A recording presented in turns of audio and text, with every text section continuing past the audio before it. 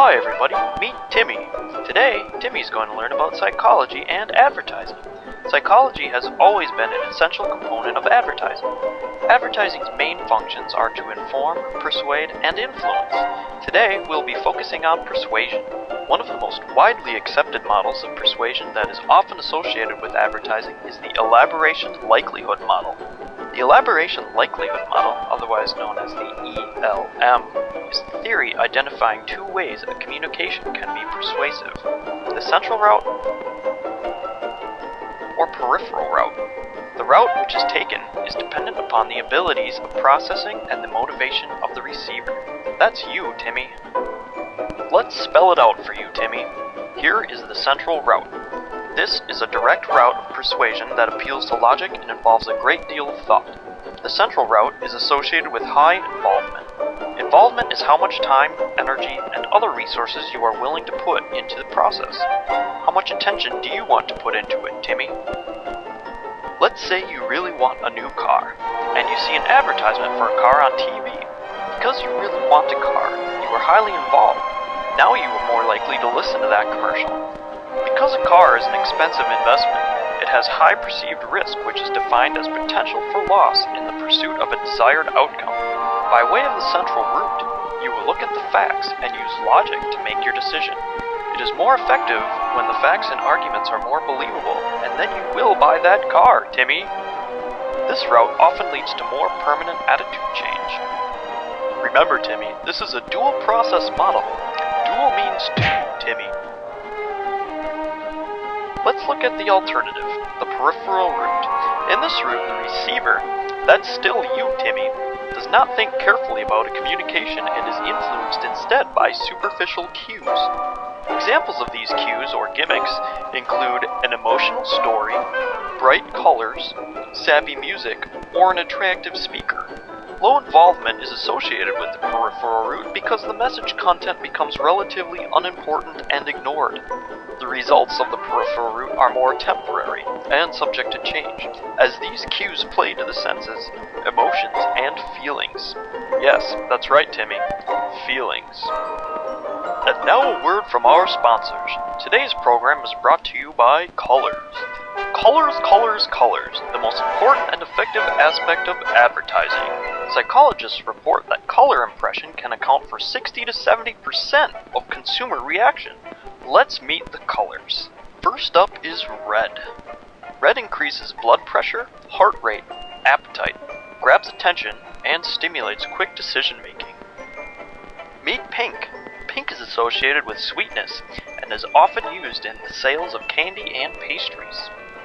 And then there's orange. Orange causes people to feel energetic and is often found in fast food restaurants. Prolonged exposure to orange can make one become very aggressive. Up next is yellow. Yellow is the first color processed by the human eye, so it is often used to draw attention. Say hi to green. Green is a relaxing color often found in hospitals. In the current trend to go green, it often represents things which are environmentally friendly and natural. Let's welcome blue. Blue is the most popular, favorite color among adults. It is often used to sell jewelry and is the color of loyalty. Blue can also add a nauseating effect to food. Purple, come on down! Purple is one of the most difficult colors to produce. It is often associated with the royal, rich, and luxurious. And next we have brown. Brown is favored by men over women and often used to represent that which is natural and of the earth. Brown represents solidity and strength. And here comes black. Black represents power, sophistication, and formality. It's used to make other colors pop and a preferred color for type for increased readability. And finally there's white. White represents cleanliness and purity to many people.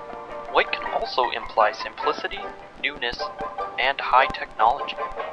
And next time you need to advertise, remember what colors can do for you. And now back to Timmy and his feelings. You see, Timmy, your feelings have a huge impact on how you're persuaded and how you spend your money. The ultimate goal of advertising. Feelings can also be referred to as affect. Affect occurs rapidly and involuntarily in response to a stimulus, like advertising. There is positive affect, such as joy, hope, or pleasure, and negative affect, like anger, fear, and shame. These strongly shape your behavior and risk perception, Timmy. And did you know advertisers often rely on the affect heuristic to predict how you might respond to an advertisement, as well as your corresponding behavior? Well, Timmy, I sense your confusion. Let me define that for you. The affect heuristic refers to decisions that are determined by affective considerations, such as our feelings of like and dislike, or good and bad. It basically works like this, Timmy.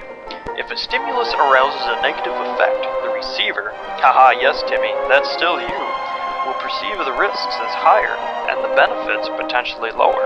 Conversely, if the stimulus yields a positive effect in the receiver, Timmy here will judge the related risks as low and the benefits higher, and increase the chances you will buy the product. This is why advertisements often contain positively charged emotional images and slogans, as well as the basic factual information. The amalgamation of these elements work through the central and peripheral routes. Do you see that, Timmy? How I brought that back around? And that is how psychology in advertising works. Since we've come full circle, it seems it's time to say goodbye for today. Say goodbye, Timmy, and join us next time to find out what else Timmy can learn.